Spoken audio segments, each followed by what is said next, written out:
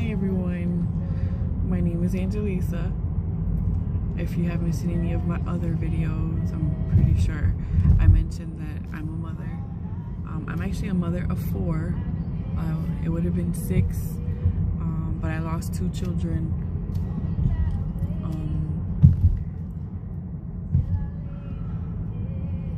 I lost a baby girl and a baby boy at different times of my life. They were miscarriages, but I still like to count them because they're in heaven and I will meet them again. I do have 4 children that are alive. Boy, girl, boy, girl. Mikey is 8, April is 7, Leo is 4, and my youngest, Esther, is 1. They're all blessings. They honestly are blessings.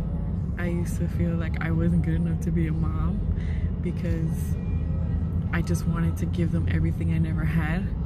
And then when I did become a mother, it was the most beautiful experience of my life. I was scared, but happy and excited and nervous. But now seeing my 8-year-old and hearing how amazing his experiences are with his friends and his teachers and at school is just so beautiful to me. His mind is beautiful to me. My daughter as well. I see a lot of myself in my 7-year-old. She heals the way I heal. She likes to dance and she likes to sing and she likes to create, which are things that I love to do. And she loves to sing.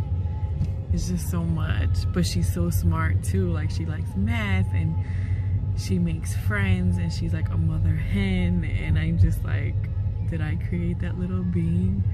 Wow, God, thank you so much for them. And then I have my little Leo, who, oh my goodness, his older siblings just seriously have tested him, tried him, gotten him to do, oh my gosh, more to say, not do things, but to say certain things, and he thinks it's hilarious when he gets a reaction out of adults.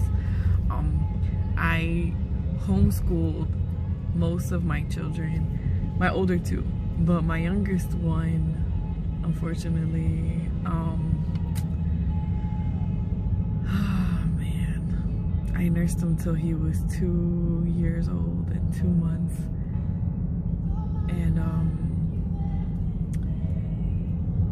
because of a really rough divorce and because of who I married at the time, I didn't really get to teach Leonardo all the things that I taught the older 2, but the older 2 have been teaching him and adding some additional stuff, like just, you know, saying nonsense, like talking about butts way too much. Oh my goodness. And I'm not around to reprimand them or correct them. My son Leonardo experienced something really bad in childcare by an adult. It wasn't even a child, it was an adult. It broke my heart. I cried and I cried and I cried and I blamed myself, and I was like, it's all my fault because I couldn't protect them, because I couldn't keep them with me, because I lost them to him. And I really didn't lose my children. I didn't. I did what God told me to do, and it was like, okay, just trust me with them so you can heal, because you've been through too much. So I had to trust and let go and let them be with their father, so that, you know, God could do what he was gonna do in me. And he did a whole lot in me, but it hurt and it pulled and it ripped and it tried and it tested my faith. And I'm really glad that I did trust God and said yes, because I am such a better person, and I'm still growing, and I'm still learning, and still evolving because of that experience. Everything we go through in life is for a reason, whether it be good or bad. Blessings are amazing, but when you go through really tough things, really tough times, you're able to connect with people on a whole other level, because some people don't really want to follow someone who's had a perfect life. People who have gone through hard times don't want to listen to somebody who's never had a hard time.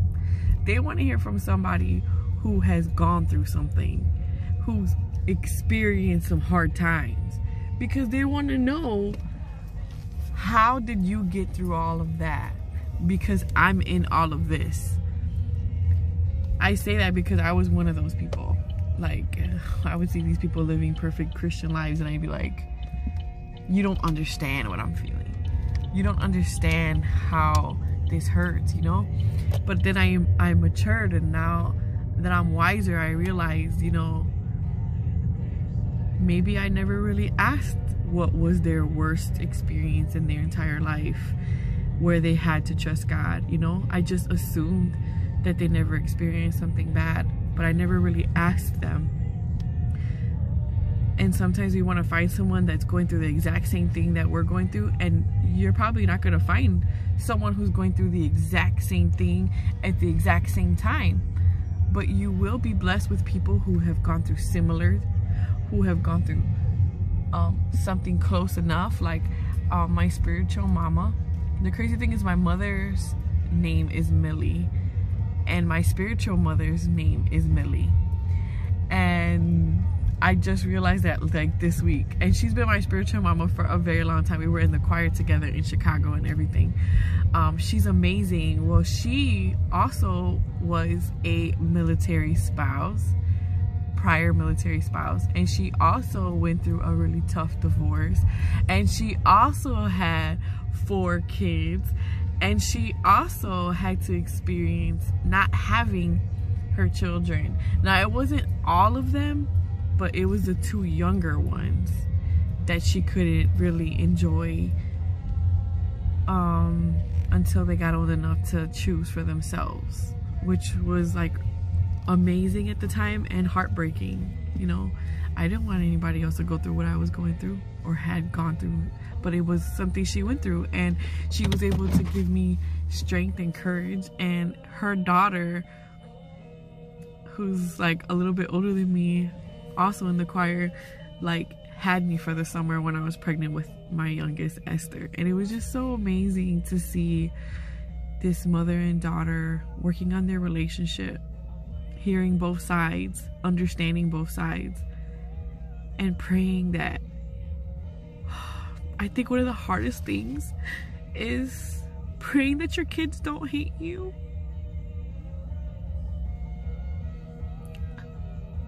I fought for my kids and tried to protect them as much as I could from their father, who had really bad PTSD and sexual addiction. I forgive him. I pray for him every day.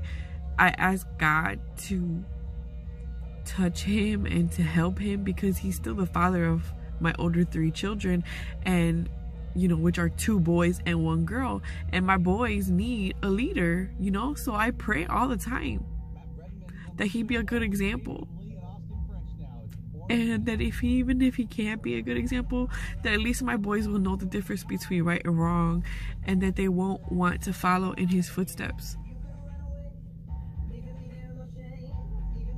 It's so hard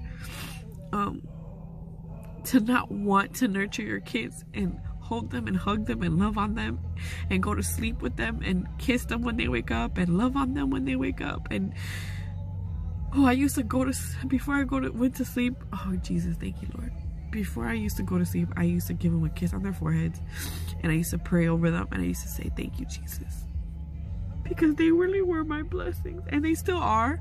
But sometimes you could idolize your kids, you could idolize your marriage, you could idolize your spouse. And I'm in a moment in my life where I have this beautiful baby girl.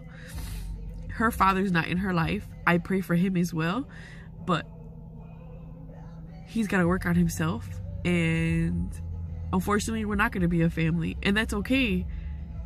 God is her father. You know, when I was 6 months pregnant with her, he didn't want me to keep her. And no one wanted me to keep her, actually. And I kept her because it was the right thing to do. And God blessed me with a woman in church who shared her experience of an abortion that she had. And she explained every detail of how the vacuum sucked up the baby, and she heard the bones crushing, and how she screamed on the table while people were in the waiting area, and she just screamed, "There has to be another way. Turn around now. Turn away. Don't do this. There has to be another way." She told the doctor that she wanted to stay awake. She wanted to experience it front to back so that she can witness it and never forget. Well, eventually she forgave herself. But she wanted to share that with me, and oh man, she too came out of a really bad relationship. Wasn't married or anything, but her children are beautiful, and her son and my son like love each other. Oh my gosh, Michelangelo, my son, loves to be with the children with the biggest hearts, and her son AJ has the biggest heart ever. Michelangelo will look after all ages. It doesn't matter what age, and if he sees a kid struggling, he's all in.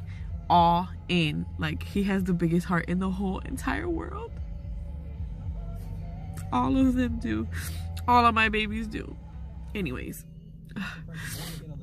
so I have these three beautiful children from my previous marriage, and I have this beautiful little girl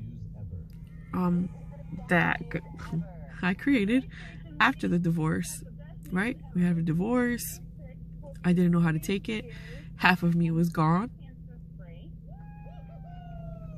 I felt like my motherhood was ripped from me. I didn't really care about myself, didn't care about my life, didn't care about anything or anyone. I just did not care. I was numb, upset, angry, would wake up hearing Leo crying, but he wasn't next to me. Oh, Jesus. Their dad used to say he was gonna bring them to me, and then he never brought them. Just a lot of torment, right? Okay, so whatever, the torment happened. Yes, I'll probably talk about the torment in another video. I don't want to talk about it now, because I just want to say, like, it doesn't matter how many children you have, how many relationships you have. It's beautiful to have children and to be in a marriage, but God should be your source of everything. And I had to unplug from Instagram and Facebook because I just kept seeing so much on marriages and future spouses and declaring it, and like love. I don't mind love, but I want to be in love with the Lord. You know, if my future husband's gonna find me, let him find me in the Lord. You know, like, there's still so much that God is teaching me about myself. There's chains I'm breaking. There's generational curses. I have on my mother's side, they have so many gifts in the Lord, and on my dad's side they do too, but they believe something that I don't, and they do things that I don't believe. And that's because, like, my mother really sheltered me as a child, and so did my stepfather. I was a rebellious teenager who didn't want to be home because they had kept me in the house all the time, and being raised by two narcissistic parents is just confusing and it's overwhelming. And I just knew I wanted to be happy, and my mother was a domestic violence survivor once, and then in a domestic violence situation and didn't even recognize it. And domestic violence isn't always physical.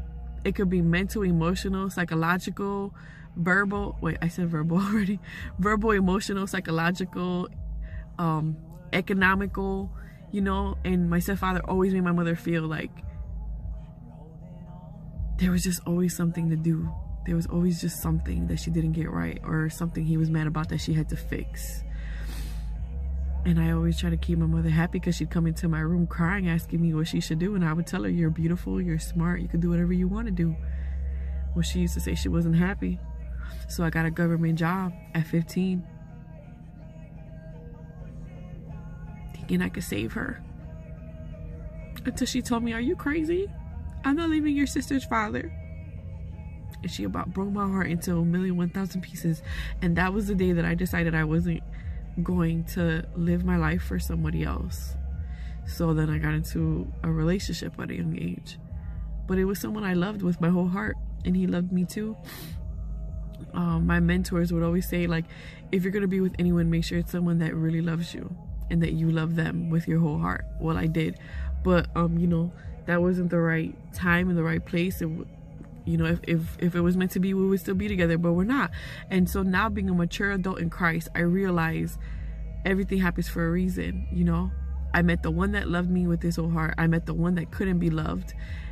I've met all types of human beings, you know, but I'm not dating anybody because there's just too many red flags, and I don't want to date without a purpose. And it's hard to know which steps to take when you don't have, I wasn't raised in a home where my parents were married. They were just together for a long time, living together 25 years. And then I moved to North Carolina, got saved, got married, and then they separated.